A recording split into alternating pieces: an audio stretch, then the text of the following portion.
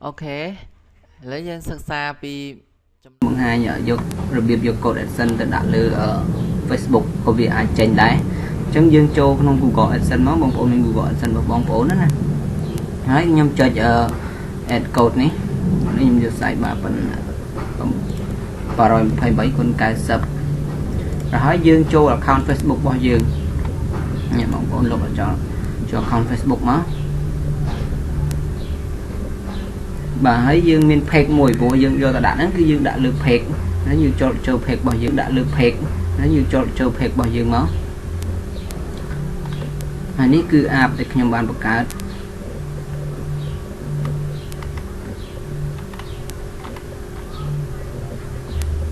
តើមកខ្ញុំចុច edit បោក edit វា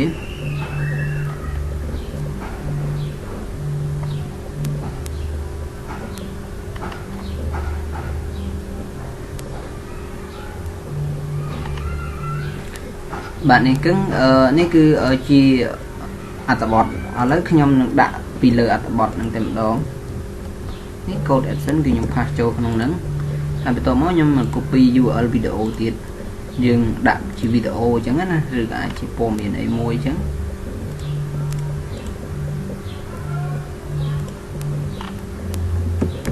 ខ្ញុំ copy នេះមកទៀតហើយខ្ញុំអាចផាសពីក្រោម code AdSense ហ្នឹងទៅហ្នឹងហើយមួយទៀតនេះចំណងជើងរបស់វីដេអូហ្នឹងហើយខ្ញុំដាក់ពីលើនេះមក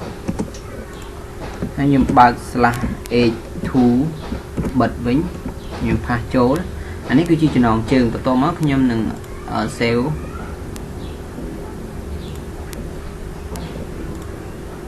អញ្ចឹងយើង view មកលើនៅលើ laptop របស់យើង view តែវាចេញឲ្យអត់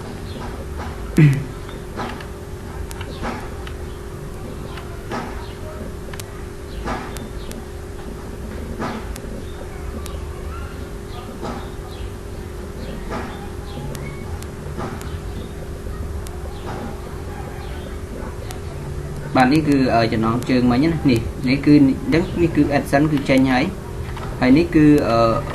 វីដេអូយើងចុច play មកអញ្ចឹងទោះបីបងប្អូនអត់មាន website ក៏បងប្អូនអាចធ្វើជាមួយ Facebook បានគ្រាន់បង្កើត like page មកហើយយើងគ្រាន់តែមាន account AdSense គឺយើងអាចយកលុយបានដែរតែឥឡូវខ្ញុំដក clear តិចមក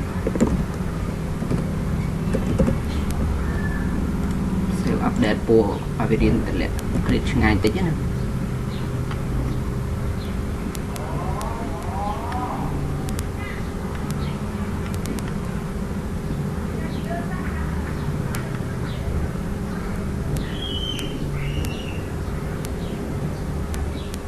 េះអញ្ចឹងគឺវារៀងឃ្លាតបន្តិចដោយសារខ្ញុំចុះបន្ទាត់ឥឡូវឧបមាថាខ្ញុំចង់ដាក់ AdSense ហ្នឹងនៅខាងក្រោមមួយទៀតអញ្ចឹងខ្ញុំអាច copy អាចាស់នេះផាសចូល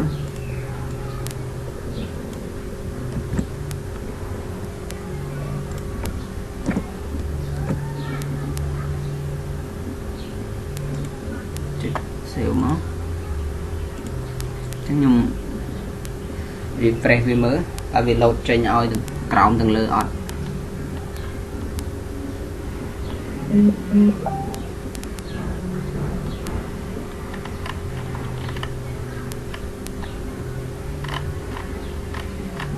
សូម refresh មកទៀតព្រោះអ៊ីនធឺណិតវាយឺតតិច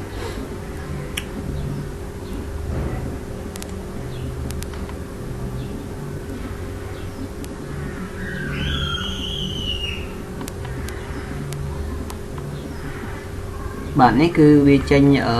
នេះខាងលើខាងក្រោមគឺចេញទាំងអស់តែម្ដងបាទនេះគឺជារបៀបដែលយើងយក code AdSense យកមកដាក់លើ like page របស់យើងក៏យើងអាចឲ្យលុយពី like page Facebook របស់យើងជាមួយនឹង Google AdSense ផងដែរបាទសូមអរគុណមិត្តភក្តិអរគ្នាសម្រាប់ការតាមដានវីដេអូប៉ុន្តែ